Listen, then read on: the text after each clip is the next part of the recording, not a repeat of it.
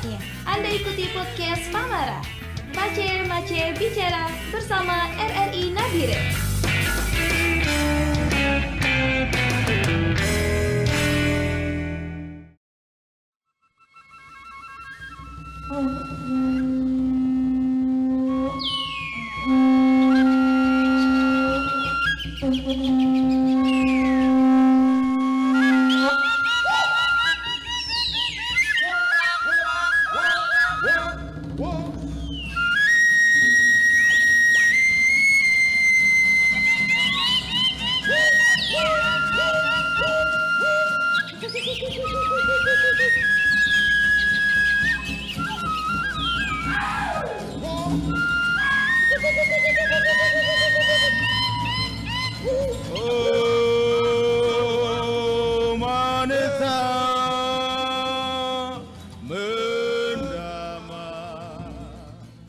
Sore itu gerimis basah tak berhenti dari pagi. Nabire tampak semarak dengan warna merah putih menjelang hari kemerdekaan. Lalu lalang kendaraan terlihat sepi, berbeda dari hari sebelumnya. Nabire terus berbenah mempercantik diri sejak ditetapkan menjadi ibu kota provinsi Papua Tengah bersama dengan 7 kabupaten. Kabupaten Dogiai, Kabupaten Deai, Kabupaten Paniai, Kabupaten Puncak, Kabupaten Puncak Jaya, Kabupaten Intan Jaya, dan Kabupaten Mimika.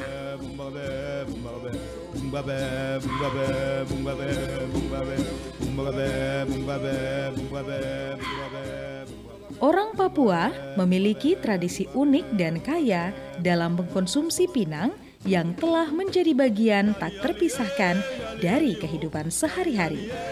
Dalam arti ketika kita makan, kalau kita makan, harus kita makan pinang. Apalagi kalau kita makan ikan ya, makan ikan atau makan apa bukan-bukannya.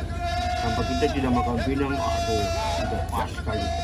Harus kita makan pinang, baru rasa nikmatnya di situ. Apalagi dengan sudah pinang masuk, rokok masuk, selesai, semua akan indah pada waktunya. Misalnya di sini, saya taruh ikan, saya taruh pinang. Sekarang Bapak mau pilih yang mana? Coba. Ya pasti saya pilih pinang, karena saya pakarnya pinang. Harus makan pinang dulu, baru saya kasih bikin urusan. Sebelum kesana makan pinang, harus kita pinang dulu, baru makan dulu. Habis makan pinang, baru tahu kira-kira bagaimana masalahmu, bagaimana. Ketika saya sudah makan pinang itu, ketika kita ngomong itu dia kayak air, enak saja. Ketika airnya macam jantai ini deh, air sudah. Jawabannya, itu begini, maka begini. Ini seperti itu.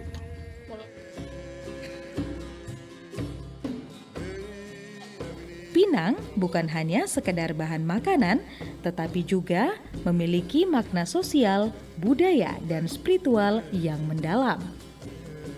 Bukan hanya dalam ritual upacara adat, namun juga sebagai simbol persahabatan dan keramahan.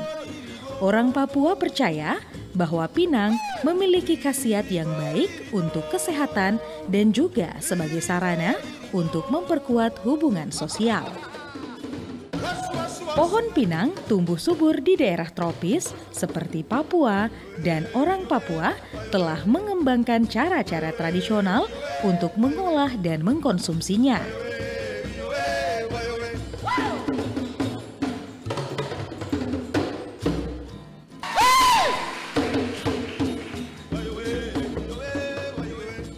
Dari tradisi mengkonsumsi pinang ini mengantarkan kami ke tempat Mama Rumbrawer, penjual pinang.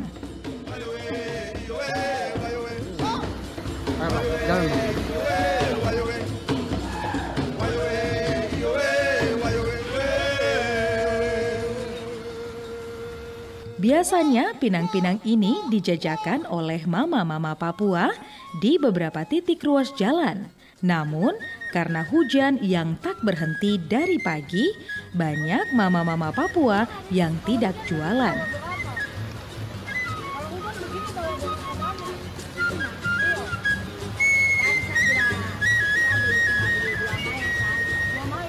Dengan bermodalkan pinang dan sirih ini, mama-mama Papua memenuhi kebutuhan hidupnya sehari-hari. Seperti yang diutarakan Mama Rumbrawer penjual pinang yang kami temui di Pasar OYH Nabire. Kalau ya kita lihat dari pinangnya saja, kalau bagus ya kita beli semua. Begitu, baru kita kalau kita jual kok begitu. Kalau tidak habis aja, kita beli sampai sini nanti jual tidak habis, besok juga bisa jual lagi. Kalau dari hujan tetap jual ya? Iya, tetap jual. Kalau tidak habis besok lagi, lanjut lagi besok lagi. Orang bawa lagi, kita beli lagi begitu. Oke Mama, terima kasih. Iya. Kalau hujan begini, pinang bagaimana? Tutup saja tuh pakai terpal, pakai apa di atas, plastik. Tapi tetap jualannya, sampai jam berapa? Kemarin kita pulang jam 11. Belum lama.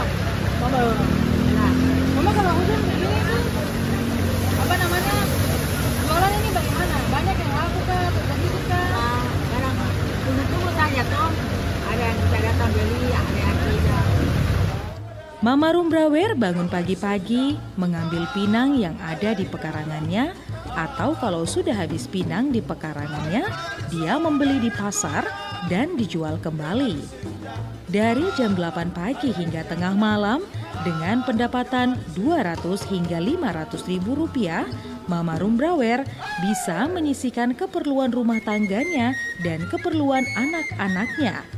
Begitu setiap harinya dia lakoni sejak dia masih kecil. Kalau panas, kalau hujan begini, malam. Tapi nanti masih sampai malam toh? Menjual pinang ini menjadi mata pencaharian satu-satunya di keluarganya yang sudah dilakoni 30 tahunan lebih. Kalau macam hujan begini, Mama tuh punya kendala apa? Dan yang berpinang datang kemari. Kita ini cuma bisa pergi cari pinang, orang kan berada di sini.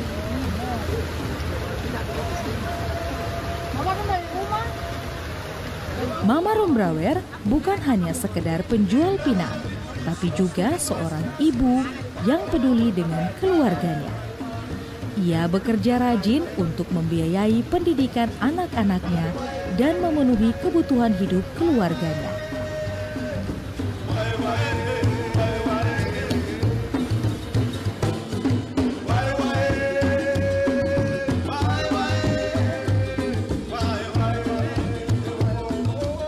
Mama-mama Papua ini berperan penting dalam jalannya perekonomian lokal dengan menyediakan pinang yang sangat diminati orang Papua.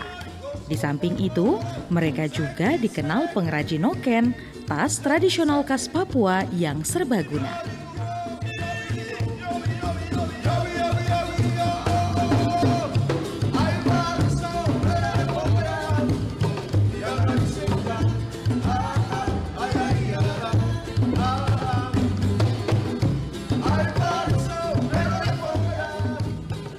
Mama-mama Papua penjual pinang yang terlihat berjualan di halaman rumahnya menggambarkan kemandirian yang tinggi dalam mencari nafkah dan membesarkan keluarganya.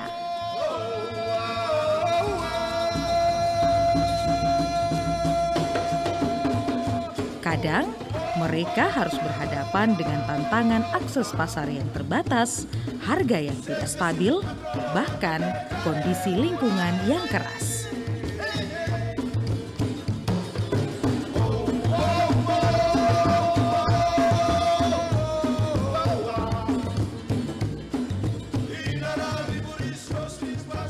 Meskipun hidup tidaklah mudah bagi mereka, namun Mama Rumbrawer tetap ceria dan bersemangat menyambut harinya.